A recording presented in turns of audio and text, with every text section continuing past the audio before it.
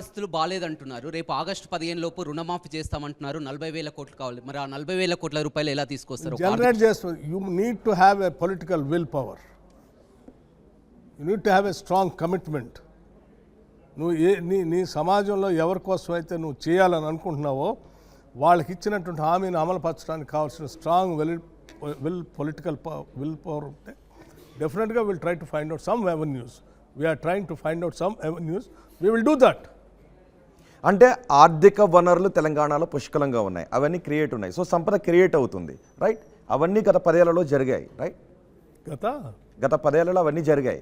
నేను అదే అన్నా, గత 10 ఏళ్ళలో వచ్చిన రెవెన్యూ మొత్తం కూడా గత 10 ఏళ్ల కంటే ముందు స్టార్ట్ చేసి ఫ్రూట్స్ ఇచ్చినటువంటి ప్రాజెక్ట్స్ ద్వారా జరిగినాయి.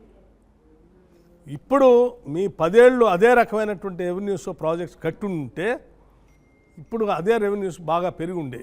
అంటే 10 ఏళ్ల క్రితం 2014 తెలంగాణకి ఉదాహరణకి హైదరాబాద్ చుట్టూ కట్టినటువంటి ఔటర్ రింగ్ రోడ్, హైదరాబాద్లో కట్టినటువంటి ఇంటర్నేషనల్ ఎయిర్పోర్ట్, హైదరాబాద్లో పెట్టినటువంటి బిహెచ్ఎల్, హైదరాబాద్లో పెట్టినటువంటి ఒక ఈసీఎల్, హైదరాబాద్లో పెట్టినటువంటి హైదరాబాద్ సెంట్రల్ యూనివర్సిటీ, హైదరాబాద్లో పెట్టిన ఒక ఐఐటి, హైదరాబాద్లో పెట్టిన ఒక ట్రిపుల్-ఐటీ, హైదరాబాద్లో తీసుకొచ్చినటువంటి ఇతర ఇండస్ట్రియల్ ఇన్ఫ్రాస్ట్రక్చర్, హైదరాబాద్లో కట్టినటువంటి హౌసింగ్ బోర్డ్ కాలనీస్, హైదరాబాద్ చుట్టూ పెట్టినటువంటి ఇండస్ట్రియల్ పార్క్స్తో పాటు హైదరాబాద్లో పెట్టినటువంటి హైటెక్ సిటీ, హైదరాబాద్లో పెట్టినటువంటి సాఫ్ట్వేర్ ఇండస్ట్రీ, హైదరాబాద్లో పెట్టిన హార్డ్వేర్ పార్క్స్, ఇవన్నీ కూడా హైదరాబాద్ తీసుకొచ్చినటువంటి డ్రింకింగ్ వాటరు, హైదరాబాద్ తీసుకొచ్చిన పవర్ ప్రాజెక్ట్స్, ఇవన్నీ కూడా గత 10 సంవత్సరాల కంటే ముందు చేసినే.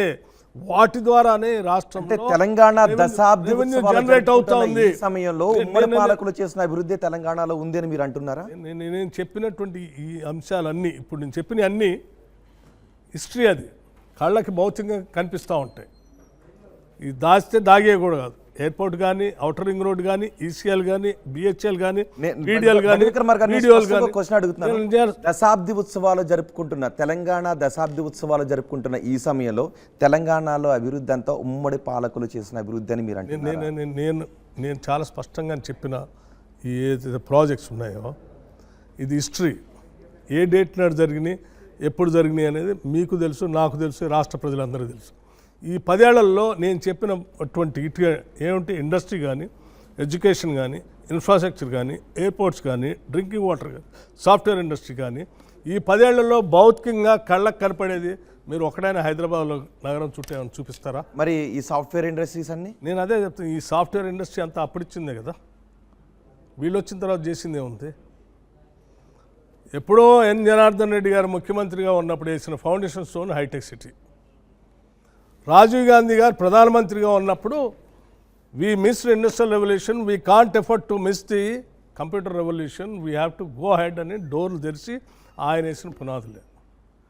రాజశేఖర రెడ్డి గారు ముఖ్యమంత్రిగా ఉన్నప్పుడు ల్యాండ్ ఐడెంటిఫై చేసి మొత్తం దాన్ని డెవలప్ చేసి అందరికీ వివిధ రకాలైనటువంటి సాఫ్ట్వేర్ ఇండస్ట్రీస్కి, ఇంటర్నేషనల్ ప్లేయర్స్ అందరికీ ల్యాండ్ అలాట్మెంట్ చేసి ఇక్కడ ఇన్వైట్ చేస్తూ వచ్చినాయి.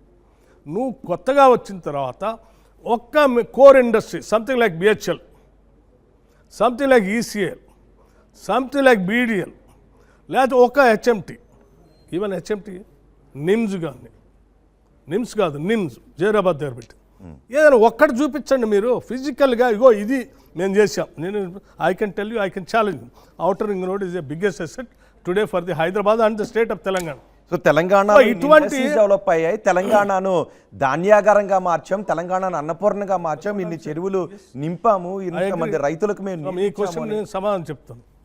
ఇవాళ కొన్ని లక్షల ఎకరాలు నీళ్లు పారేటువంటి వ్యవస్థ ఈరోజు రాష్ట్రంలో నేను చెప్తా ఉన్నాను.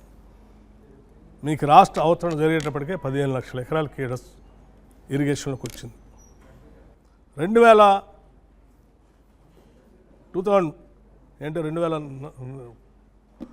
2004 కల్లా 35 లక్షల ఎకరాలకి ఆనాటి ప్రభుత్వాలని ఇరిగేషన్ తీసుకొచ్చాయి. 2004 నుంచి 9 వరకు 45 lakh ఎకర్స్కి జలయజ్ఞం పేరు మీద అనేక రకాలైనటువంటి irrigation projects, medium irrigation projects start చేశారు. బట్ విక్రమార్క, నేను అడిగేసి let me complete your question. మీరు కొత్తగా కట్టినటువంటి ఇరిగేషన్ ప్రాజెక్ట్ ఈ రాష్ట్రంలో చెప్పుకోవడానికి కాళేశ్వరం, పాలమూరు రంగారెడ్డి, ఇదే కదా. ఈ రెండు కాకుండా కళ్ళకు కనపడకుండా కట్టే ప్రాజెక్టులు ఏం లేవు కదా, కళ్ళకు కనపడుతూనే ఉంటాయి కదా. మీరు చూడండి, కాళేశ్వరం పాలమూరు రంగారెడ్డి దగ్గర నుంచి ఒక చుక్క నీళ్ళు కూడా పంపుతో ఇంతవరకు లిఫ్ట్ చేయలేదు. ఇక మీరు చెప్పేది కాళేశ్వరం ప్రాజెక్టు ద్వారా, నేను ఇప్పుడు కూడా చెప్తున్నాను, కాళేశ్వరం ప్రాజెక్టు ద్వారా మేడిగడ్డ నుంచి 1 ఎకరానికి కూడా మీరు చుక్క నీళ్ళు ఇవ్వలేదు. I can challenge it, because distributor canal లేకుండా మీరు పొలాలకు నీళ్ళే ఇవ్వలేరు. కాళేశ్వరం ప్రాజెక్టు పేరు మీద మీరు ఎక్కడైనా 1 ఎకరానికి డిస్ట్రిబ్యూటర్ కెనాల్ తీశారా? ఈనాటికి కూడా క్వశ్చన్ ఇదే. 1 ఎకరానికైనా డిస్ట్రిబ్యూటర్ కెనాల్ లేకుండా కాళేశ్వరం ప్రాజెక్ట్ నుంచి 1 ఎకరానికి నీళ్ళు కూడా అందలేదు. 1 ఎకరం మీరు చెప్పండి, ఏడాది వాళ్ళు చెప్పాలండి ఎక్కడైనా డిస్ట్రిబ్యూటర్ కెనాల్ తీశారేమో. బ్యారేజ్ కట్టారు, అదే కుంగిపోయింది. అంటే ఒక చిన్న ప్రాబ్లం వస్తే దాన్ని రిపేర్ చేయకుండా చిన్న ప్రాబ్లం రైతులు పొలాలను అది చిన్న ఎండగట్టేశారు. ప్రాబ్లం ఎట్లా అవుతుందండి? 84,000 కోట్లతో కట్టినటువంటి బ్యారేజ్ ఆడ కుంగిపోతూ ఉంటే మేడిగడ్డ అదే గవర్నమెంట్ ఆఫ్ ఇండియా నుంచి వచ్చిన డ్యామ్ సేఫ్టీ అథారిటీ వాళ్ళు, మా కాంగ్రెస్ పార్టీ నాయకులు కాదు కదా, ఒక చిన్న ప్రాబ్లం కాంగ్రెస్ పార్టీ నాయకులు కాదు కదా వాళ్ళు, డ్యామ్ సేఫ్టీ పొలాలు ఎండగట్టేస్తున్నారు ఎందుకంటే మీరు చాలా సింపుల్గా తీసి 84,000 కోట్లు అండి దాని మీద వెచ్చిచ్చింది.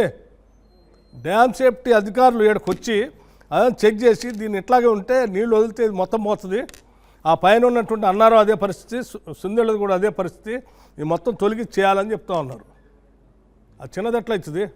84,000 crores, చిన్న ప్రాబ్లం అది 84,000 crores చిన్న